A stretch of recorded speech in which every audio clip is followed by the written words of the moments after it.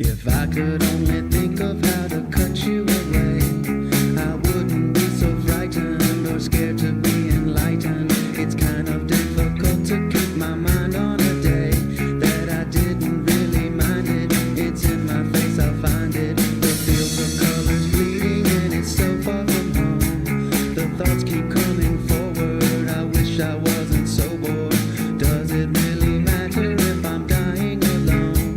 I often try to fake it, what's in my face I'll take it. I'm trying not to break it, the timing it was so right. The heaviness is so light, no more or less is coming. Your substance stand for something, you keep speaking easy, you really do believe me.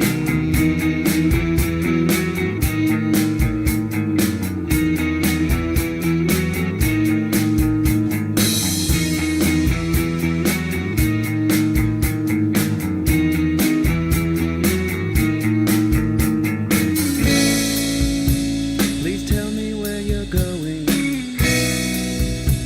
I hope my fear is showing, 'cause I'll never ever see you again. If I could have the heart to take a knife to my skin, I'd carve your name for comfort, a feeling there of some sort. It's been a small eternity tormenting within, so hard to keep it inside. My mouth waits for the surprise, staring out my window at a bird on the line. I wish I could get cable, I wish that I was able to filter all the brainwaves that will enter my mind.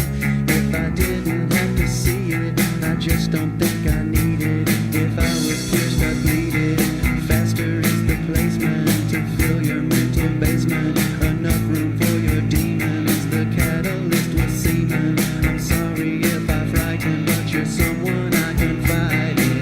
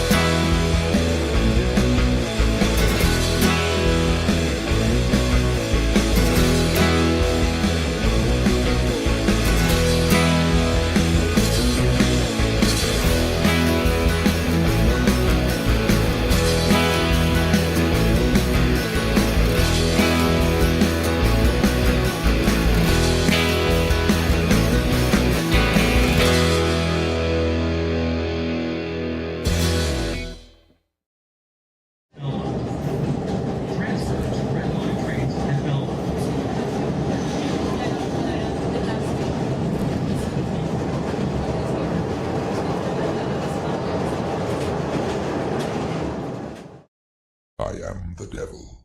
I am the Lord Satan from the netherworld, ruler of the damned and eternal king of hell. Even I, the master of deceit, can only stomach so much bullshit from the mainstream media and indie grifters. That's why I tune in to Morning Extra with Uncle Warren, because he eliminates my competition, and also because I know I'm gonna see that motherfucker soon.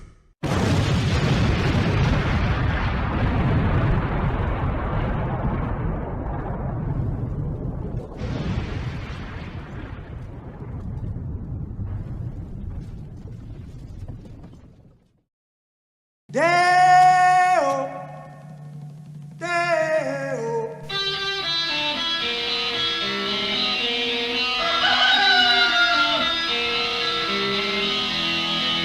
Baby's got a burger and a shooter and that shake is all go down. Baby's got a burger and a shooter and that shake is all go down. Corrosion to the thighs, erosion of her pride. Baby's got a shooter, baby's got corrosion now, corrosion now. Baby's got it. Good morning, happy hump day to you and yours, wherever you may be across this great nation, around the world. I think that was an Art Bell thing. Totally ripped him off. That's okay. If you're going to rip off people, rip off the best, not the rest. Good morning. Happy Wednesday, 9/11 to you all. Hope you got your shopping done early. I kid sometimes. We'll be talking about 9/11 a little bit later in the show. You bet your bottom dollar there, mister. That shit's going to happen. You guys hear me okay? The microphone was acting weird. I don't know. I had it the level down low this morning. For some reason it was low. I blame this guy. He's always in the mix. Why? I paid my penance. It's never enough for you, son of a bitch. All right. We got people in the house. Wayne Lopez over on Rockfin trying to sell some weed oil. I get that one every once in a while. Oh, okay, thanks. Global Solidarity says all good. Thank you. Fuzz mic sounds low. That's because you're in outer space there. Chuck, probably need to get better speakers in your spaceship there. We got Willie Bragg in the house, Ed's here, and Desert Mantis as well. We talking about our little poll here shortly. Actually, we'll be talking about that a little bit later in our. I put the 9/11 stuff under the propaganda watch because, you know, but we begin today with hurricane. We told you about this on Monday, that there was some lurking I think there was like some activity there near Mexico on the western side of the Gulf, and now it's bearing fruit. It's now a Hurricane Francine heading for New Orleans. Let's get a update on the situation there with these fine folks at CBS this morning. Breaking overnight, her name is Francine. Remember this, Francine is now a hurricane in the Gulf of Mexico, heading for Louisiana. Now it's due to make landfall today with dangerous winds, heavy rain, and storm surge, all the usual stuff with a hurricane. Dave Malkoff is in Houma, Louisiana, with the latest. Hurricane Francine has already flooded roads in South Texas, and that's barely the beginning. Storm surge is slamming the coast, and it's going to become even more dangerous as it moves north, targeting Louisiana. Those in low-lying areas have been ordered to evacuate by parish governments. Man, I just don't want to stay down here. Just, what could happen. The governor of Louisiana is urging people to shelter in place until after the hurricane has passed. We remind people that when this storm makes its way on shore, we would ask that you stay in your homes. Barges are coming in from the Gulf, tug after tug, pushing them to safe mooring. 3 years after experiencing Hurricane Ida, a Category 4 storm, everyone is taking this one seriously. Like Carol DePlantis here in Houma. We're still not finished. We're not done from Ida yet still. Like people think everything's all done and over with. It's not. We still have a lot of places that aren't done. My son's still displaced. She's concerned the water will enter her home, still being remodeled from the damage that Ida left behind. We know we're going to get some water. So I just want to protect what I have. Carol works in the maternity ward helping to deliver babies. She did that during the last storm in 2021. And Tony, her next shift is actually during landfall for this one. Dave, thank you very much. Meteorologist Stephanie Abrams with our partners at the Weather Channel is watching Francine very closely. Steph, good morning. When's it going to hit? Tony, good morning. We expect landfall later today. The center of Francine is offshore, but we're already seeing the clouds and showers in Louisiana. The rain and wind will get more intense as it nears the coast, and there's your landfall this afternoon into early evening. Tomorrow, the center will head north, raining out over multiple states from Arkansas to Georgia. New Orleans is nearly 15 inches above average on rainfall for the year. We could get another 5 to 8, but this is not just a coastal storm. It will bring a flood threat well inland, as well as power outages as the storm slowly winds down.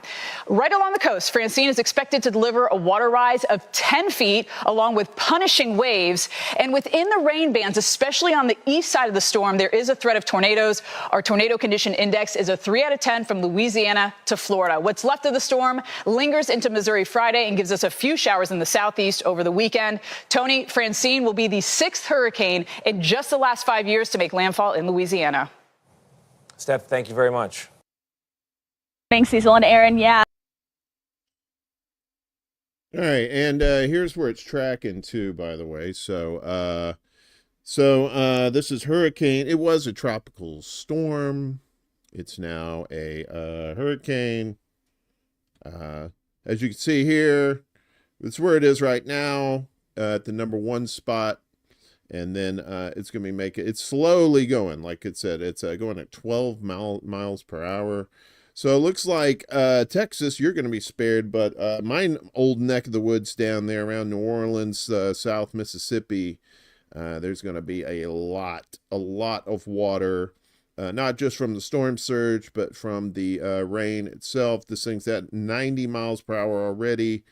And gusts could get up to 120 miles an hour once it gets closer to land. The good thing about these storms, as always, is that once they get onshore, they tend to weaken, and everything is, and then you just have to deal with a lot of rain and stuff. And those southern states, they're always prepared for that kind of stuff.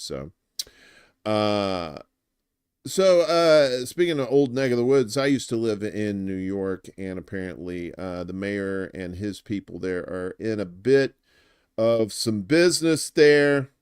This is from Pix 11. And so the New York Police Department's commissioner is urged to step down by New York City Council member. Although this is from Pix 11, like I said, in New York. Although he has only been at the helm for 13 months, there is mounting pressure for NYPD Police Commissioner Edward Caban to step down from the role in an effort to silence speculation about his potential resignation. Caban made his first public appearance since news of a federal investigation emerged last week. We'll talk about that in a second. Pix 11 was invited inside to see the top cop at work. Late last week, it was revealed through sources that Caban and his twin brother had surrendered their cell phones to the U.S. Attorney's Office in Manhattan amid a corruption investigation. Federal authorities are reportedly examining allegations of strong-arming nightlife executives for security contracts, according to those with knowledge of the investigation. If any part is true, then the commissioner should step aside, said Queens Council member Bob Holden, one of several influential voices calling for Caban's resignation. Holden criticized the investigation as a distraction that compromises the city's safety. It's a cloud hanging over NYPD and Commissioner Caban. It's not worth compromising the integrity of the NYPD. The integrity. That's cute. Just before a COVID diagnosis on Monday, Mayor Eric Adams worked to deny and downplay the rumors along with the NYPD communications team, which told Pix 11 News that the reports were not true. There's nothing that came from me that fed any rumors. I have the job to do to keep the city safe, Adams says. Former cop, Adams is, by the way. Rick Salas, what's up, baby? Good to see you, man. A good husky weatherman. I could do it. I'd love to be a good husky weatherman. The federal investigations extend beyond police headquarters. A separate investigation revealed last week involves Deputy Mayor Sheena Wright, her fiancé, schools chancellor David Banks, and his brother, public safety czar Phil Banks. Each had their homes raided and cell phones seized. According to sources, no charges have been filed. I've definitely heard from concerned New Yorkers about this distracting from leading the city, said Manhattan Borough President Mark Levin. Emergency Management Commissioner Zach Iskol offered a blunt assessment of the impact on public safety is not good. His office told Pix 11 that Iskol, a former Marine, instructed his team to remain focused and avoid distractions. So, yeah, good old New York City, corrupt as fuck. And now looks like their police chief or their police commissioner about to head out the door. I know, right, Rick?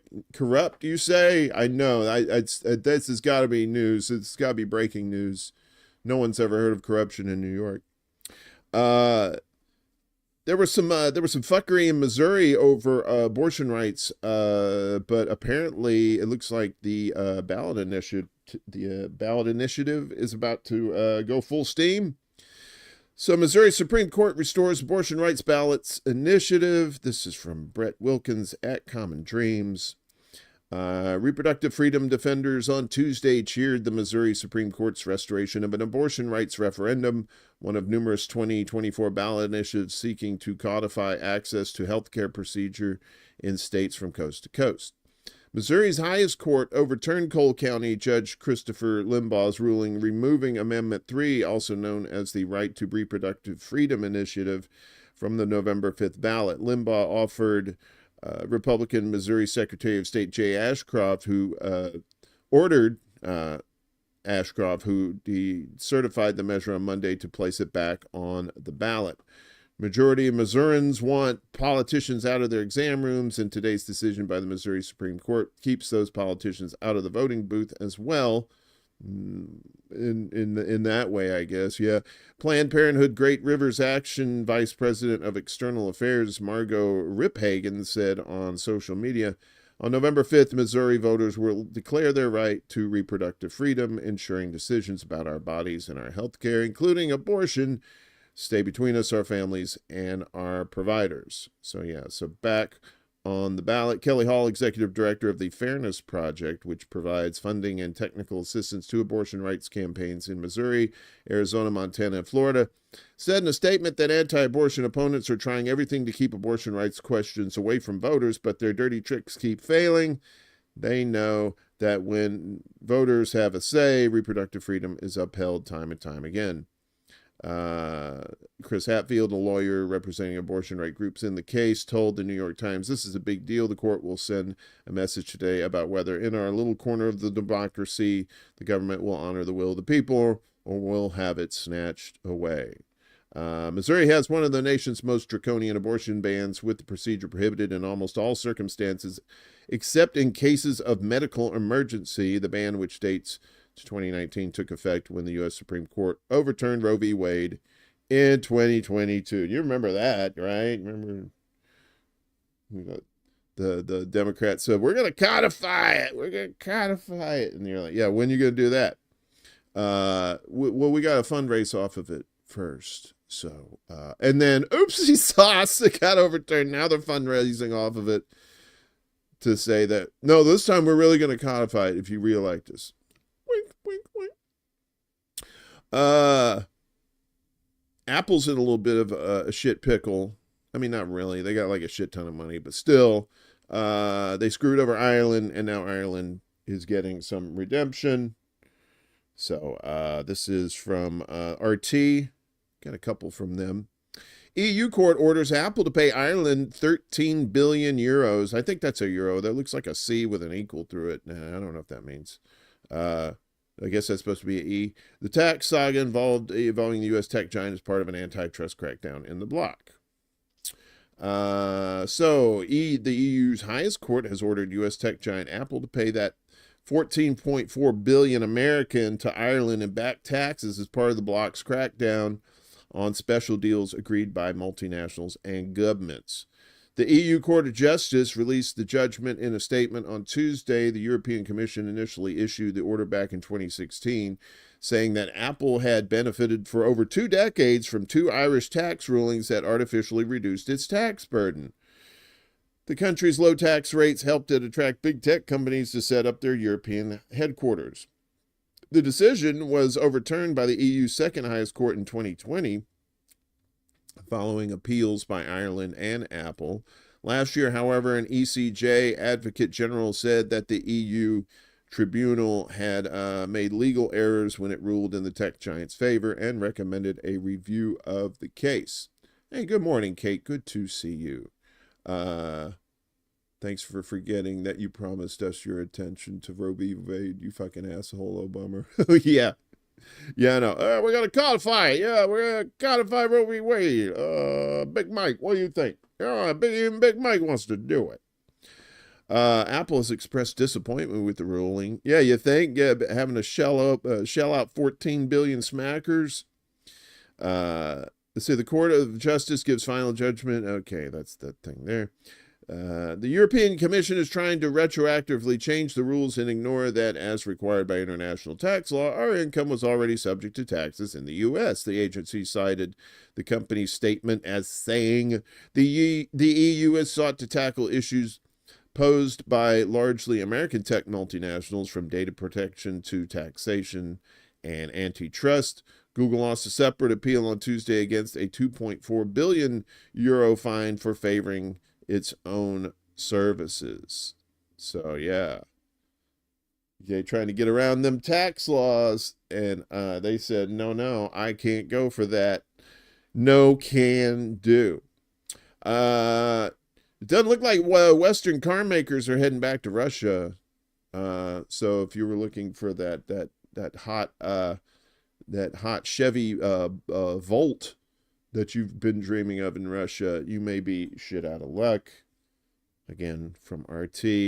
Return to Russia unfeasible for Western car makers, says top official. Many brands retained a buyback option when they sold their assets in 2022. We'll explain what that means in a second. Western car brands that quit the Russian market following the outbreak of the Ukraine conflict are unlikely to be able to return in the future, despite retaining buyback options, First Deputy Prime Minister Denis Manturov has said. Germany's Mercedes, France's Renault, Japan's Nissan left Russia in 2022 after the U.S., the EU, and other countries launched an unprecedented sanctions campaign against Moscow.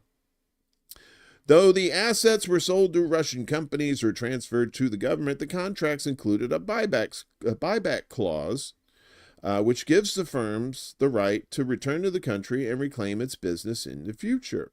However, their places have already been taken by other manufacturers, according to Manturov, who previously served as Minister of Industry and Trade.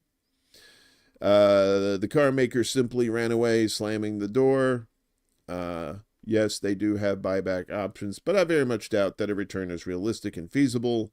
The firms that have replaced them have offered much more favorable terms, he said in an interview published in Vedomosti newspaper on Tuesday. Vedomosti? Never heard of that.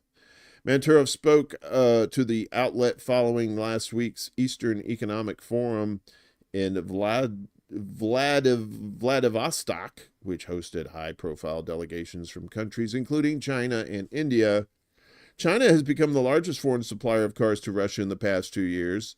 Chinese car brand Chery, that sounds racist, Haval, Geely, Chang'an, Exceed, and Amoda entered the Russian market, replacing European, Japanese, and Korean firms.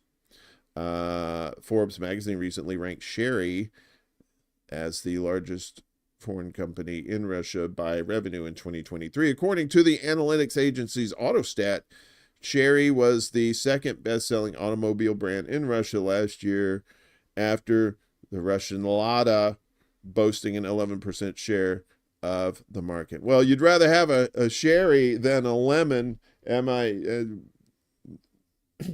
Because, you know, I guess they're kind of fruits. One's a berry. To type the E Euro symbol, press Alt E. That's Star Trek Mirror Universe words. We're not doing that shit around here. We stay Star Trek up in this mug. The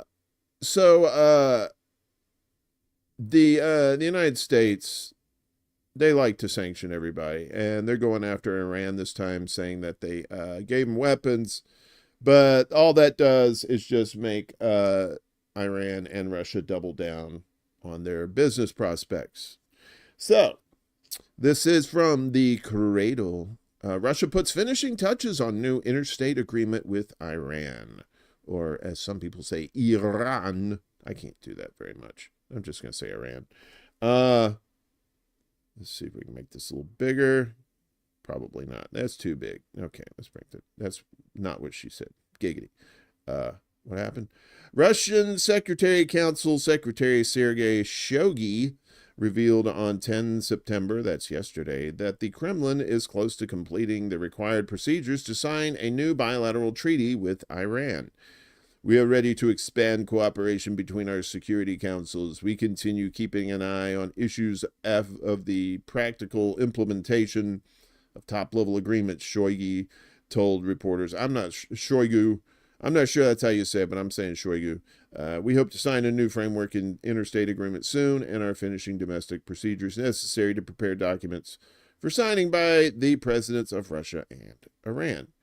Shoigu also stressed that the Islamic Republic's recent accession to the BRICS bloc has provided additional opportunities to expand cooperation among its members to form a common and indivisible architecture of strategic security and a fair polycentric world order. The announcement from the Russian official came on the heels of a new round of Western sanctions imposed on Iran over its defense dealings with Moscow. Iran, all right, global, whatever, Iran. Today, the United States and our allies are taking concerted action in response to Iran's reckless decision to proliferate ballistic missiles to Russia for use in its war of aggression against Ukraine. U.S. Deputy Treasury Secretary Wally Adeyemo said on Tuesday, the Department of State is concurrently designating 3 entities, including Iran Air, and identifying 5 vessels as blocked property involved in the proliferation of Iranian weapon systems to Russia, Adeyemo added. The UK, France, and Germany joined Washington in issuing new sanctions against Iran's air transport, including the cancellation of bilateral air service agreements with the Islamic Republic. Which brings us to the UK and what they're doing. So the UK said Tuesday it had started terminating all direct air services between UK and Iran as part of the new sanctions on Tehran for supplying Russia with missiles to use in Ukraine, which is kind of funny because they've been supplying weapons to Israel for genocide, but I guess that's okay, isn't? London said it was acting alongside international partners to cancel its bilateral air services arrangements with Iran, which would restrict Iran Air's ability to fly into the UK. Iran Air operates direct flights between London and Tehran 3 days a week, according to the schedules listed on its website. The UK move came as Western powers unveiled those fresh sanctions on Iran for supplying Russia with short-range missiles for imminent use against Ukraine, calling it a dangerous escalation of the conflict that threatened European security. The Foreign Ministry in London said in a statement shortly after the curbs were announced that they followed repeated warnings to Tehran not to transfer the deadly weapons to Russia. We will continue to use every lever at our disposal to put pressure on Iran to end its support for Vladimir Putin's illegal invasions, UK Transport Secretary Louise Hay said. So, yeah, UK, cucks will be cucks, right? Do as you're told. Speaking of genocidal maniacs, Israel involved in yet another massacre involving Palestinians. I know, right? Shocking. So Israel kills, injures tens of Palestinians in new al-Mawasi massacre. This is from al-Mayadeen. During the early hours yesterday, the Israeli occupation launched an extensive attack against the Palestinian displacement camp in al-Mawasi, Khan Yunis. The massacre was described as one of the worst and most brutal in the Strip. The area was previously declared an alleged safe zone by the IOF. How many times have we heard that? And sheltered at least 1 million Palestinians, all of whom were cramped up in makeshift tents. This is from Suleiman Ahmed. Israel has bombed tents sheltering displaced families in Khan Yunis. The death toll has reached 40. They can't get to the dead who are buried. More than 20 displaced people's tents were buried 10 meters deep. Dear God. So far, an unfinalized death toll indicates, as we said, 40 Palestinians at least have been killed, while 65 others were injured. However, the numbers are expected to exponentially increase in that time. So, yeah, but don't say we can't send weapons to Ukraine. I mean, we can't let Iran send weapons to Russia because they're just horrible people. And maybe they are, but right now I don't think a genocide is going on over there. I could be wrong, but I'm pretty sure they're not. Yeah, exactly. Maybe safe zone doesn't translate well in Hebrew. Yeah, they don't know safe zone. Or maybe it's a Simon Says kind of thing. Oh, we didn't say Simon Says, and then they bombed the thing. So the ICC has been snubbed as far as not being able to get in there and get information for themselves on what's going on in Gaza. So ICC denied access to Gaza satellites for Mawasi massacre probe, a judge found. Judge Fuad Baker, a member of the ICC Bar Association, tells al-Mayadeen the court's work is constrained and the funding member states have threatened to undermine investigations. The International Criminal Court has requested an investigation into the recent Khan Yunis massacre utilizing satellite imagery and artificial intelligence. Judge Baker, a member of the ICC Bar Association, told al-Mayadeen yesterday. In the early hours of Tuesday, Israeli occupation forces carried out an airstrike on the densely packed displacement camp, as we said, in the al-Mawasi area, killing at least 40 and injuring dozens of others. Baker explained that the ICC members met and intended to utilize artificial intelligence and satellite imagery for the investigation, adding, however, that the consensus was that field investigations cannot be replaced by AI. Rather, the two techniques must complement each other. He revealed that the ICC was prevented from using satellites or accessing the Gaza Strip to conduct investigations into the massacre. However, we refuse to rely solely on artificial intelligence for the investigation into the Khan Yunis massacre, Judge Baker said, as this would undermine the importance of the on-the-ground investigation.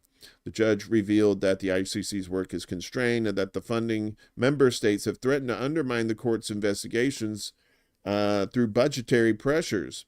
Highlighting one of the key obstacles facing the court, Baker pointed out that only one person at the ICC is responsible for handling cases related to Asia, including the Palestine issue.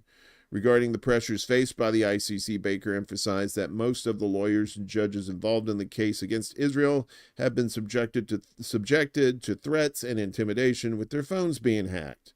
He recalled that the Israeli occupation had threatened to target the children of the ICC's prosecutor, Karim Khan, and similarly threatened the former ICC prosecutor, Fatou Bensouda, when she hinted at opening an investigation, even imposing sanctions on her and threatening her husband. The judge criticized a U.S. Congress bill that permits the imposition of sanctions on the ICC if it investigates or prosecutes individuals protected by Washington or its allies. He further noted that the bill implies that the United States would have the right to storm The Hague if an arrest warrant were issued for Israeli Prime Minister Benjamin Netanyahu or Security Minister Yoav Gallant, a scenario he described as extremely dangerous. His statements echoed those of Khan, who has recently raised concerns about pressure from the U.S. regarding the court's investigations into Israel's atrocities in Gaza. So they, of course, they're protecting their buddies. They're like, the court? We're not, no, that's Israel is they're the chosen people. So you don't fuck with the chosen people, apparently. Not even the International Criminal Court. And here's the big shock of the day. I know you probably won't believe this, but the U.S. is not probing the killing of its citizen Aysenur Eygi in the West Bank. Surprise, surprise! Nothing to see here. And there she is right there. Officials in the U.S. have said that Washington still does not know with full certainty what transpired. I don't know. When a U.S. citizen was killed by Israeli forces in the occupied West Bank last week, stressing that they were waiting for the findings of an Israeli investigation. The U.S. on Monday also appeared to reject calls for an independent investigation into the fatal shooting of Eygi. State Department spokesperson Vedant Patel declined to acknowledge that Eygi was killed by an Israeli soldier, but he called for the process to play out for the facts to be gathered. Well, the facts did play out. And guess what? Israel claims its forces unintentionally shot American activists in the head. Oops! How? I can't. How did that? It's Dave DeCamp, antiwar.com. Be sure to check them out for all your news, unbiased reporting, and a lot of global stuff there, a little domestic here and there, but they do a good job over there. Please check them out and share them out too. The Israeli military yesterday said it was highly likely one of its soldiers shot and killed an American activist in the Israeli-occupied West Bank, but claimed it was indirect and unintentional, despite it being a headshot, a claim backed by President Biden. Right. Aysenur Eygi, I apologize for butchering that name, 26, was killed September 6th while protesting illegal Israeli settlements in the West Bank village of Beita. Her family responded to the Israeli military statement, calling it wholly inadequate. I'm pretty sure they had some other choice words, but they decided to print those. The family said in a statement that they were deeply offended by the suggestion that her killing by a trained sniper was in any way unintentional. Disregard for human life in this inquiry is appalling. Later in the day, President Biden backed the Israeli claim. Apparently, it was an accident. It ricocheted off the ground, and she got hit by accident. I'm working that out now, he told reporters. Wink, wink, wink. Yeah, he's working it out. The statement from Eygi's family added that the shooting cannot be misconstrued as anything except a deliberate, targeted, and precise attack by the military against an unarmed civilian.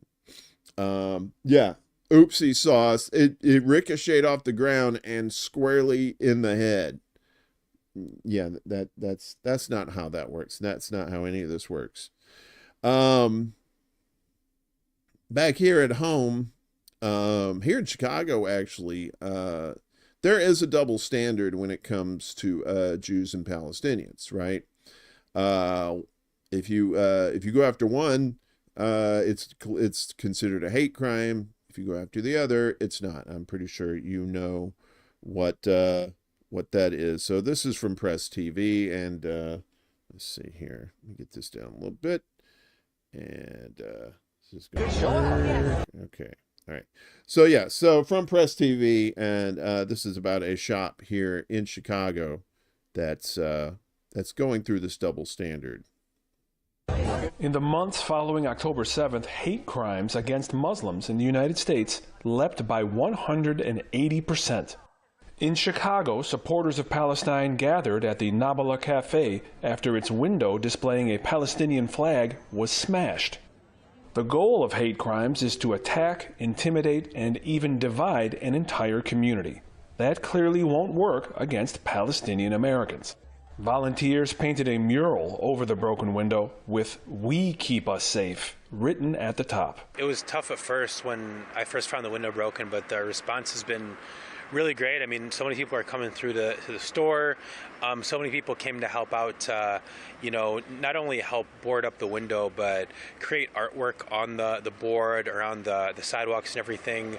We had multiple fundraisers. So the response has been really, really supportive and caring, and it's made it so much more easy to move forward and come off of this attack. It's regularly reported that hate crimes against Muslims are not a priority for American police, and that police are also reluctant to declare attacks on Muslims as hate crimes, like with this incident. That's even though security video showed that the hooligan was disguised with a keffiyeh Palestinian scarf, which indicates premeditation, intent, and politicization. Many believe if this was a cafe with an Israeli flag, the incident would have been immediately classified as a hate crime. I think it probably would be classified as a hate crime if it was an Israeli flag and an Israeli business. I don't know for sure. What I do know is that the police response for me was really bad. I mean, they asked me some questions about what happened when I first got there, as if I would know. I just told them the window is broken, and they, just gave me a police report and left, and haven't reached back out since. There have been groups outside of me pushing them to classify this as a hate crime, and I haven't heard back. I don't think they are. So all I know is they clearly didn't care about my situation. In the United States, black people are targeted for hate crimes 3 times more often than the next closest ethnic group. Muslims have been subject to racist demonization for over 2 decades in the United States, but if the vandal wanted to hurt this community or Gaza, they achieved the opposite. $11,000 was immediately raised in local donations, covering not just the window repair costs, but allowing the owners to send nearly $10,000 to the Middle East Children's Aid Alliance in Gaza. Ramin Mazaheri, Press TV, Chicago. All right. Thank you so much for that. So, and that there is a double, they do have to prove intent, but you are seeing that people who are just saying, I feel scared, and just saying that, if they're Jewish, then they tend to get a lot more attention than if they were not Jewish, particularly if they're Palestinian. We take you now. I never thought I was going to use the Hollywood Reporter as a source on here, but here we are.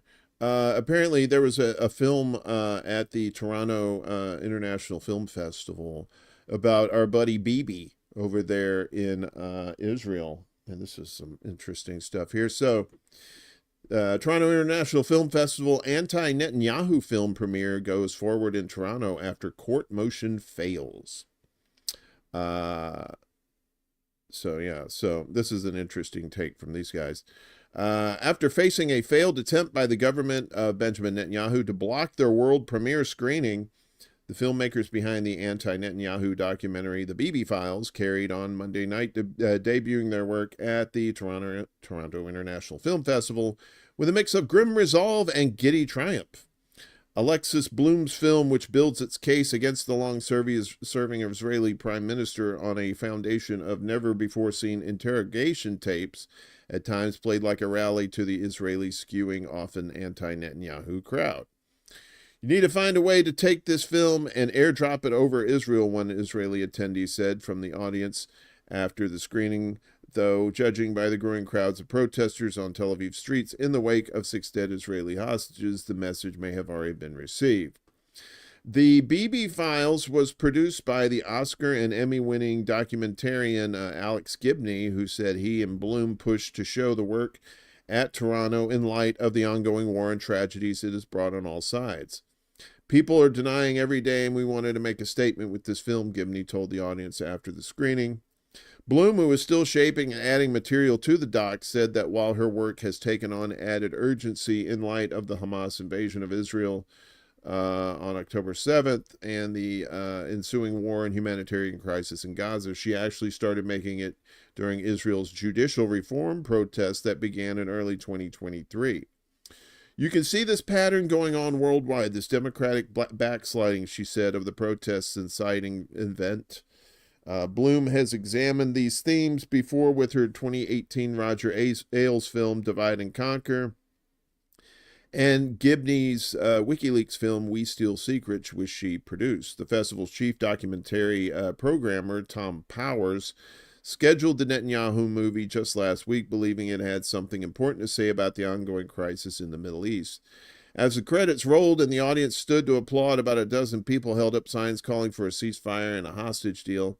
Outside on the city's King Street before the screening, protesters led chants in Hebrew, calling for new parliamentary elections, a ceasefire, and a hostage deal. The film does not yet have any distribution deals, which Gibney said he hoped the fest screenings would yield.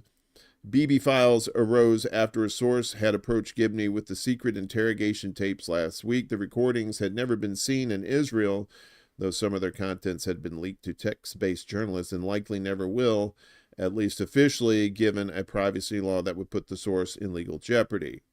While the privacy law ostensibly only applies to Israel, Netanyahu's lawyers requested the judge in his corruption trial block the Toronto screening, arguing that the movie was still bound by the statute internationally. The judge, Oded Shaham, rejected the motion to immediately block the film, allowing Monday's screening and a second one Tuesday to move forward, though did seek a response from principals by Wednesday. So basically, the Bibi Files uses a mix of talking head history and in-the-room verite to paint its picture of a leader who has arrogated power for corrupt and self-interested reasons. The allegations are of some $250,000 in gifts received in exchange for political favors to his country's detriment. While delving some into Netanyahu's policies on the war in Gaza, it focused most heavily on his corruption trial, whose indictments on charges of fraud, bribery, and breach of trust were handed down nearly 5 years ago. As the trial continues, the contours of Netanyahu's corruption charges, the influence of his wife Sarah, and his coalition with far-right politicians will be well known to those who follow Israeli politics. But the sight of the most powerful man in the country's modern history on the back foot, with police investigators in his office where he is occasionally playful, sometimes indignant, and often defiant, could etch an especially negative portrait. You think? I mean, it's not like he hadn't been showing his ass anyway when he came to America and addressed Congress. Oh, still trying to get the taste of that out of my mouth. So we told you about the protests in Pakistan over their former prime minister. Now 9 more are being held. So 9 Pakistan MPs held by court under new protest law. 9 MPs from jailed former Prime Minister Imran Khan's party were among more than 30 people remanded in custody yesterday under a new law restricting protests. It comes after thousands of supporters of Khan's Pakistan Tehreek-e-Insaf party gathered in the capital, Islamabad, on Sunday for a rally that was broken up with tear gas. The party has faced a sweeping crackdown since former cricket star Khan was jailed in August last year on a series of charges that he says are politically motivated and designed to keep him from power. The MPs appeared at an anti-terrorism court in Islamabad, where a judge remanded them in custody for 8 days. An AFP journalist witnessed. Yeah. So, new laws about protests. Crazy. But the people in India are pretty defiant with their protests. Striking Indian doctors defy court order over rape protests. Indian doctors in Kolkata said yesterday they were defying a Supreme Court order to end a month-long strike sparked by the rape and murder of a colleague, with thousands marching in solidarity with them. The discovery of the 31-year-old doctor's bloody body at a state-run hospital in the eastern city of Kolkata on August 9th has stoked nationwide anger at the chronic issue of violence against women. The murder has triggered protests across India and repeated strikes by medics demanding safer conditions for women. While many protests and strikes have since calmed in the rest of India, regular demonstrations continue in the sprawling megacity of Kolkata. On Monday, the Supreme Court in New Delhi gave a Tuesday evening deadline for medics to resume work, but Aniket Mahato, spokesman for the West Bengal Junior Doctors Front protest group, said they had refused. Junior doctors of the state-run medical college and hospitals across India's West Bengal state will continue their strike until the justice for the rape and murder of a trainee postgraduate woman doctor is delivered, Mahato said. Police said around 30,000 people crowded the streets calling for justice on Tuesday, some linking arms in a giant human chain.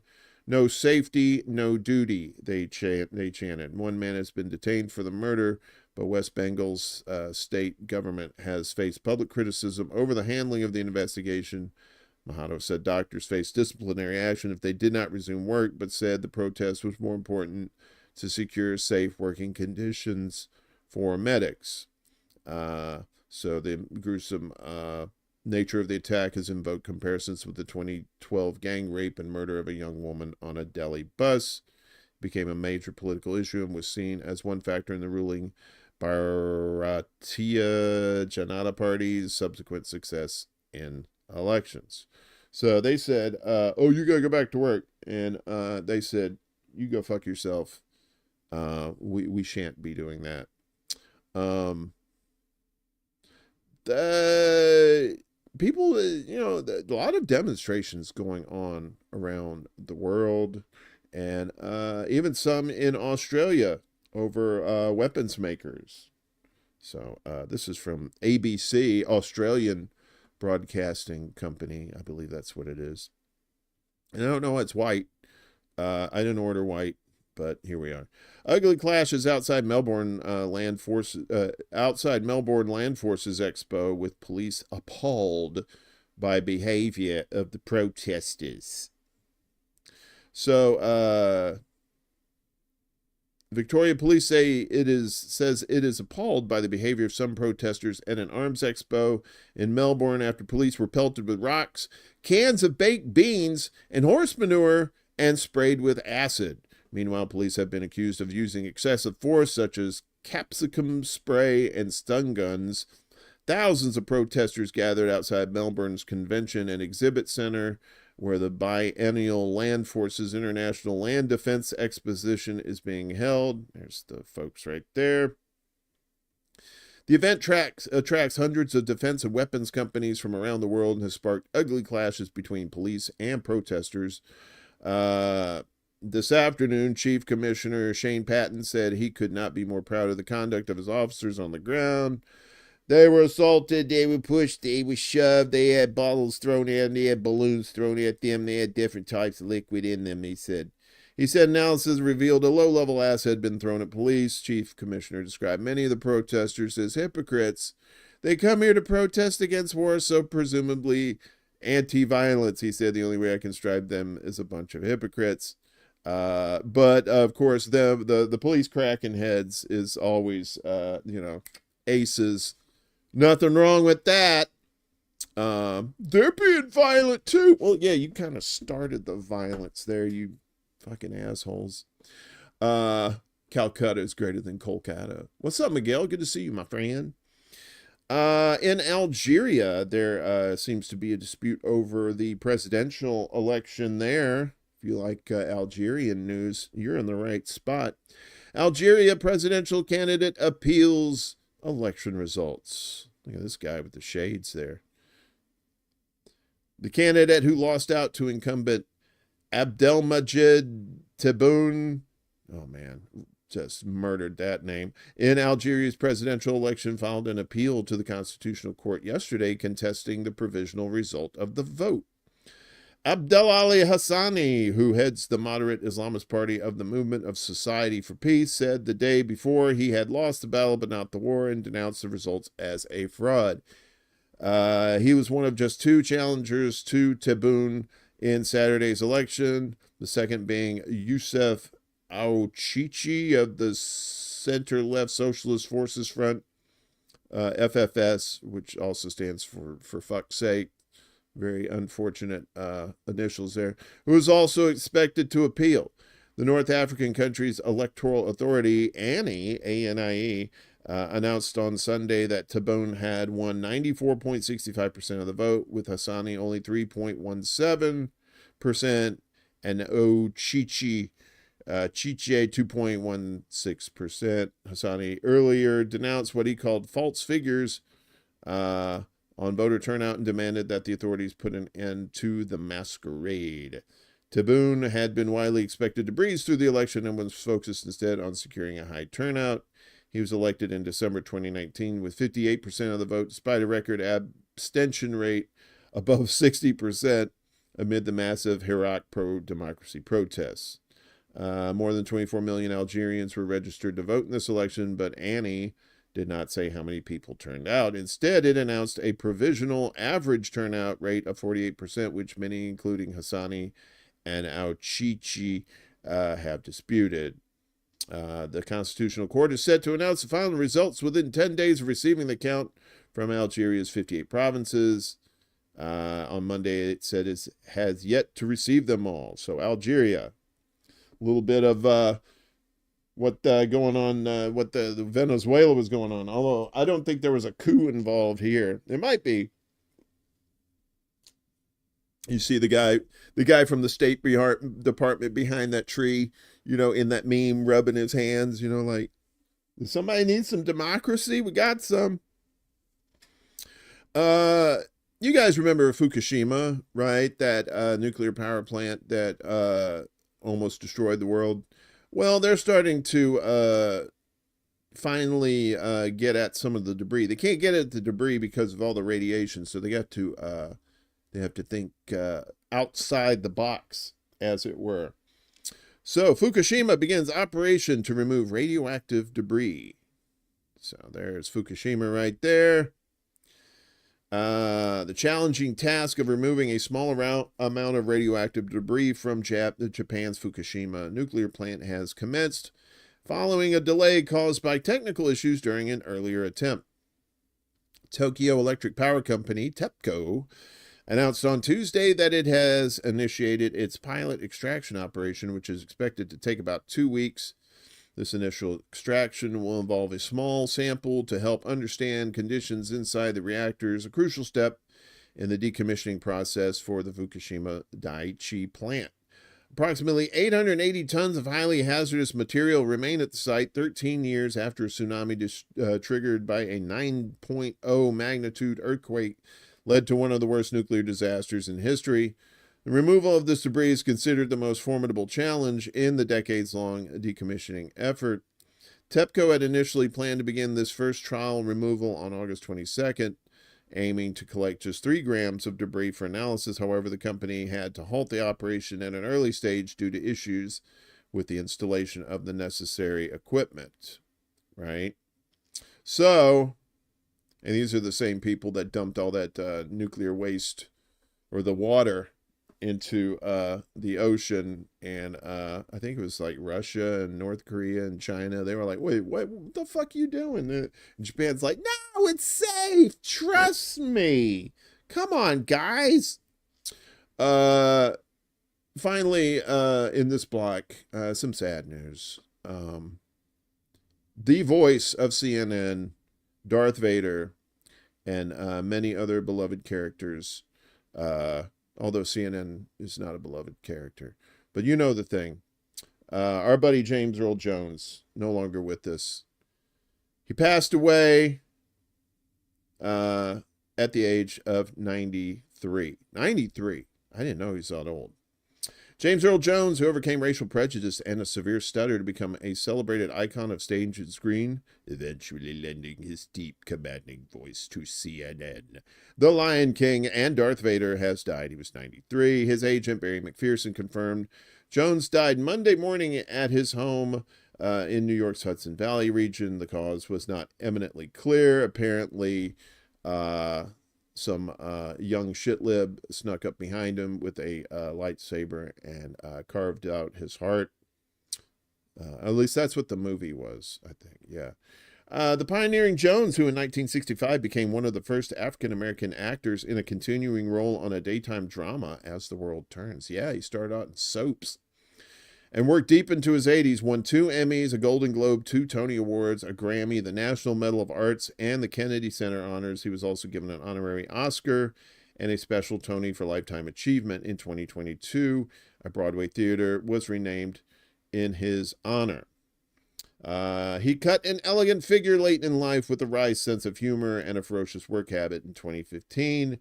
He arrived at rehearsals for a Broadway run of The Gin Game, having already memorized the play and with notebooks filled with comments from the creative team. He said he was always in the service of the work. He said the need to storytell has always been with us, he told the Associated Press then. I think it first happened around campfires when the man came home and told his family he got the bear didn't get him. So yeah, Field of Dreams, of course, Roots. He was in The Great White Hope and Cry, The Beloved Country. So yeah, you know, so a guy from my childhood, influence there, especially with his voice too. He had a great voice. Didn't know that he had a stutter. That's crazy. So R.I.P. King, Lion King, you know. We're going to be talking about Australia in a second, and they don't want them kids using that social media for reasons. I don't know. The sharing of biased and False news has become all too common on social media. More alarming, some media outlets without checking facts first. Unfortunately, some members of the media use their platforms to push their own personal bias and agenda to control exactly what people think. And this is extremely dangerous to our democracy. So in Australia back there, where they're protesting and the cops are turning their nose up at it, they said they're going to ban minors from using social media. Not TikTok, not just, I mean, just social media, period. You know, those parents, they know best, right? Australia is planning to ban children from using social media amid concerns that platforms like Instagram and TikTok are negatively affecting young people's physical and mental health. Gee, I wonder what it is. Maybe it's all the videos of blowed up kids, maybe? I don't know. Australia Prime Minister Anthony Albanese said yesterday that the government will launch an age verification trial in the coming months ahead of the introduction of legislation to enforce the ban. Albanese said his center-left Labour Party government is considering a minimum age of between 14 and 16. Albanese said parents are worried sick about their children's use of social media and are working without a map. Parents want their kids off their phones and on the footy field. So do I. And boy, I've been trying to get on the footy field myself, but no dice. Albanese told the Australian Broadcasting Corporation, "We are taking this action because enough is enough."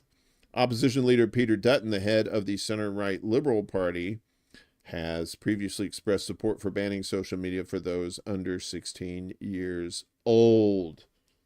Right? We want you kids learning no shit. I mean, I mean, they ban a lot of shit on Instagram and TikTok anyway. So I mean, what are the kids watching? Oh, they might be getting news. You don't want them kids learning about the world early so that they later, you know, rise up and might actually do something about it. Last night they had the first presidential debate with Kamala and Trump. I can save you the trouble. They were both lying out the both sides of their mouths, and they were sucking so much Israeli dick that you thought it was like some sort of like Jewish porn. So, and, but it was, you know, that's pretty much what it was. But in particular, Dave DeCamp back again, he caught one about Kamala. Harris lies in debate with Trump by claiming no U.S. troops are deployed in combat zones. During last night's presidential debate, Vice President Kamala Harris falsely claimed that no U.S. troops are currently deployed in combat zones as she traded barbs with former President Donald Trump about foreign policy issues. As of today, there's not one member of the United States military who is in the active duty in a combat zone in any war zone around the world. The first time this century, Harris whined. U.S. troops are deployed in Iraq and Syria under the anti-U.S. coalition and actively participate in combat operations. Less than 2 weeks ago, 7 U.S. troops were wounded in a raid against a suspected ISIS hideout in Iraq. But that's not a combat zone. It's not. U.S. troops have also been injured in recent weeks by drone and rocket attacks on U.S. bases in Iraq and Syria, which significantly ramped up last year in response to U.S. support for Israel's onslaught in Gaza. Back in January, 3 U.S. Army Reserve soldiers from Georgia were killed by a drone attack on Tower 22, a secretive U.S. base in Jordan on the Syrian border. Harris made the false claim while discussing the U.S. withdrawal from Afghanistan. She said that she agreed with President Biden's decision to pull out, but also criticized Trump for negotiating the deal that led to the withdrawal. He bypassed the Afghan government. He negotiated directly with the terrorist organization called the Taliban. You know, the Taliban. That's not like the candy man. It's the Taliban. He doesn't have candy. Trump defended the deal, calling it a very good agreement, and criticized the way Biden administration carried out the withdrawal. These people did the worst withdrawal, and in my opinion, the most embarrassing moment in the history of our country ever, ever, ever. So, yeah, a lot of lies. He also said that immigrants were eating dogs and cats and that this chick is a Marxist. So, I'm sorry, any kind of stories that we do on the election, it's going to go here in the propaganda watch because you know it's all bullshit. You know what happened on this day in 1973? What? A coup. You know, a coup. That's part of the propaganda. They get the people to be all crazy and get rid of the guy that should be in there, and they put in a puppet. So on this day, 1973, Salvador Allende, the progressive democratically elected leader of Chile, was deposed in a U.S.-backed coup that installed the right-wing dictatorship of none other than Augusto Pinochet. There we are. Same thing happened in the 50s in Iraq, or in Iran, pardon me, when they installed the Shah of Iran, and then he was deposed in 1979. So a little bit of history there, but you know what today is. Come on, people. It's 9/11. It's been 23 years since the Twin Towers and Building 7 somehow collapsed in their own footprint after planes crashed into 2 of them. And then the Pentagon apparently had a plane crash into it, although since there are like 1 million cameras around the Pentagon, only one worked, one that had the frame speed of a Commodore VIC-20, and yeah, so there's a lot of bullshit on 9/11, and here's just a little reminder. It's a little bit lengthy, a little bit longer than I'm used to on this show, giggity.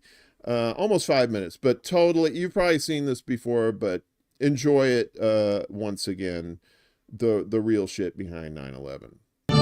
On the morning of September 11th, 2001, 19 men armed with box cutters directed by a man on dialysis in a cave fortress halfway around the world using a satellite phone and a laptop directed the most sophisticated penetration of the most heavily defended airspace in the world, overpowering the passengers and the military combat-trained pilots on 4 commercial aircraft before flying those planes wildly off course for over an hour without being molested by a single fighter interceptor. These 19 hijackers, devout religious fundamentalists who like to drink alcohol, snort cocaine, and live with pink-haired strippers, managed to knock down 3 buildings with 2 planes in New York, while in Washington, a pilot who couldn't handle a single-engine Cessna was able to fly a 757 in an 8,000-foot descending 270-degree corkscrew turn to come exactly level with the ground, hitting the Pentagon in the Budget Analyst Office where DoD staffers were working on the mystery of the $2.3 trillion that Defense Secretary Donald Rumsfeld had announced missing from the Pentagon's coffers in a press conference the day before, on September 10th, 2001. Luckily, the news anchors knew who did it within minutes. Osama bin Laden. The pundits knew within hours. Of Osama bin Laden. The administration knew within the day. Terrorists who committed these acts and those who harbor them. And the evidence literally fell into the FBI's lap. That a hijacker's passport was found blocks from the World Trade Center crash site, if you can believe that. But for some reason, a bunch of crazy conspiracy theorists demanded an investigation into the greatest attack on American soil in history. That investigation was delayed, underfunded, set up to fail, a conflict of interest, and a cover-up from start to finish. It was based on testimony extracted through torture, the records of which were destroyed. It failed to mention the existence of WTC-7, Able Danger, P-TECH, Sibel Edmonds, OBL and the CIA, and the drills of hijacked aircraft being flown into buildings that were being simulated at the precise same time that those events were actually happening. It was lied to by the Pentagon, the CIA, the Bush administration, and as for Bush and Cheney, well, no one knows what they told it because they testified in secret, off the record, not under oath, and behind closed doors. It didn't bother to look at who funded the attacks because that question is ultimately of little practical significance. Still, the 9/11 Commission did brilliantly answering all of the questions the public had, except most of the victims' family members' questions, and pinned blame on all the people responsible, although no one so much as lost their job, determining the attacks were failure of imagination. Because nobody in our government, at least, and I don't think the prior government that could envision flying airplanes into buildings. Except the Pentagon, FEMA, NORAD, and the NRO. The DIA destroyed 2.5 terabytes of data on Able Danger, but that's okay because it probably wasn't important. The SEC destroyed their records on the investigation into the insider trading before the attacks, but that's okay because destroying the records of the largest investigation in SEC history is just part of routine record keeping. NIST has classified the data that they used for their model of WTC-7's collapse, but that's okay because knowing how they made their model of the collapse would jeopardize public safety. The FBI has argued that all material related to their investigation of 9/11 should be kept secret from the public, but that's okay because the FBI probably has nothing to hide. This man never existed, nor is anything he had to say worthy of your attention, and if you say otherwise, you are a paranoid conspiracy theorist and deserve to be shunned by all of humanity. Likewise him, and her, and her, and her, and him. Osama bin Laden lived in a cave fortress in the hills of Afghanistan, but somehow got away. Then he was hiding out in Tora Bora, but somehow got away. Then he lived in Abbottabad for years, taunting the most comprehensive intelligence dragnet employing the most sophisticated technology in the history of the world for a decade, releasing video after video with complete impunity and getting younger and younger as he did so, before finally being found in a daring SEAL team raid which wasn't recorded on video, in which he didn't resist or use his wife as a human shield, and in which these crack special forces operatives panicked and killed this unarmed man, supposedly the best source of intelligence about those dastardly terrorists on the entire planet. Then they dumped his body in the ocean before telling anyone about it. Then a couple dozen of that team's members died in a helicopter crash in Afghanistan. This is the story of 9/11, brought to you by the media which told you the hard truths about his head could be seen to move violently forward. And they took the babies out of the incubators. And mobile production facilities. And the rescue of Jessica Lynch. If you have any questions about this story, you are a batshit paranoid tinfoil dog-abusing baby hater and will be reviled by everyone. If you love your country and or freedom, happiness, rainbows, rock and roll, puppy dogs, apple pie, and your grandma, you will never ever express doubts about any part of this story to anyone. Ever. This has been a public service announcement by the Friends of the FBI, CIA, NSA, DIA, SEC, MSM, White House, NIST, and the 9/11 Commission. Because ignorance is strength.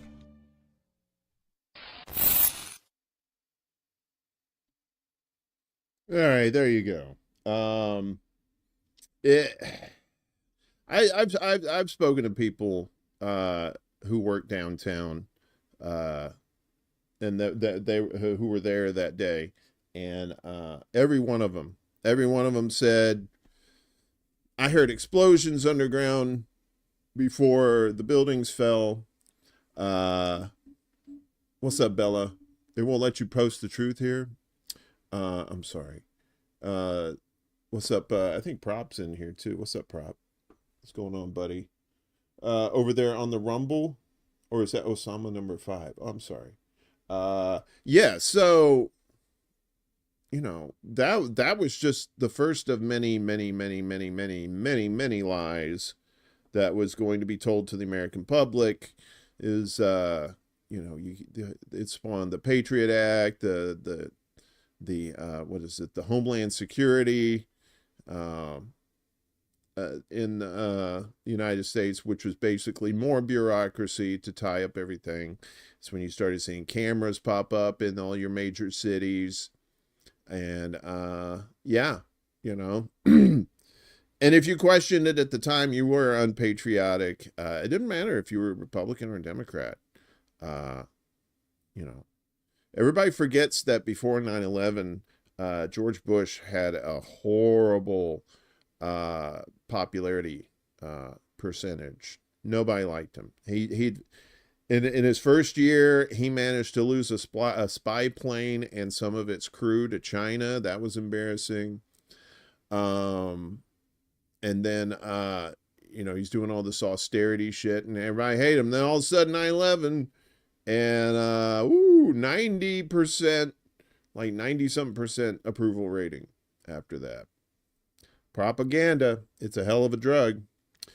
Finally, we're just kind of updating you on our big story from Monday, the bag of Lucky Charms found in a clear purse here in Chicago. And apparently Chicago Block Club is getting up on it. Could Chicago's next weird tourist attraction be this purse full of Lucky Charms? It could be. It should be. If a rainbow were to end at the corner of Addison Street and Lawndale Avenue, one would find something even more magical than a pot of gold. A purse full of Lucky Charms. There it is.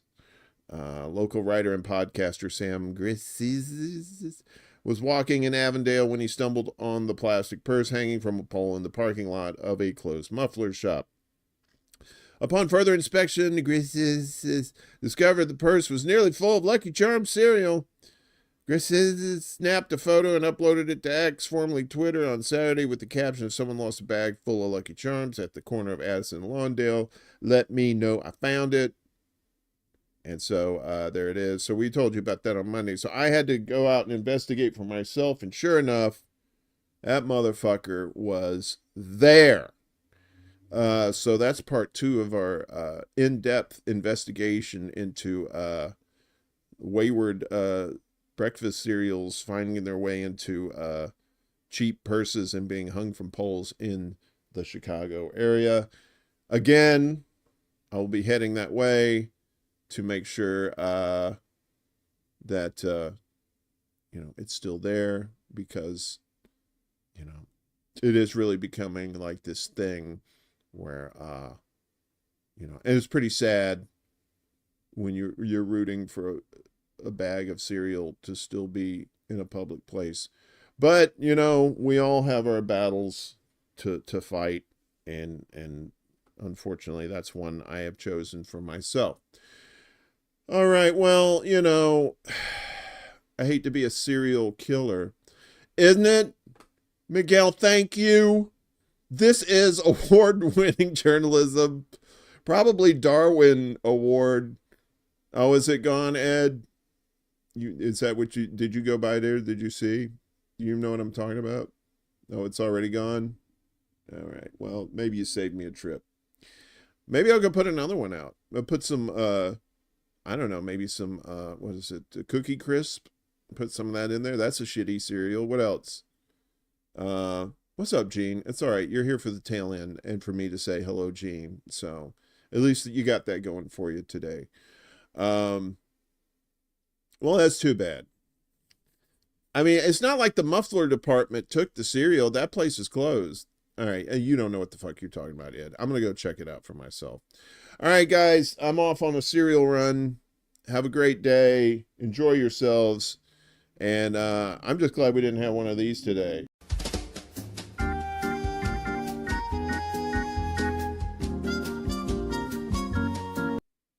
I got that ready just in case, but we didn't need it, but I wanted to show it. Anyway, I'll have more on the cereal shit on Friday. I believe Willie Bragg is threatened to have a show tonight. I don't know if he's doing Braglands or not. He's been kind of all over the place lately. So I'm sure he's having a show at some point this evening. Be sure to check it out. What's up, Yipper? Good to see you. Gone. It was never there. I got pictures. All right. I did the picture thing.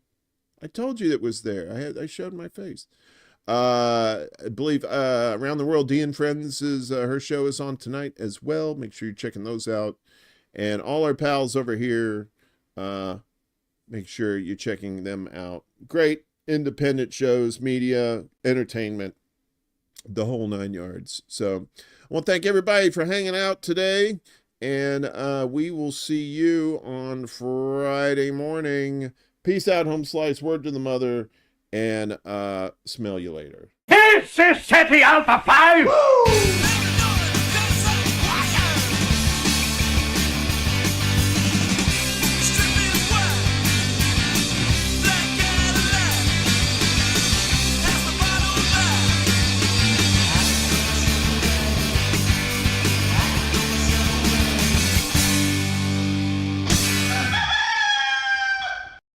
Damn good song, wasn't it, dog? You like that song? All right.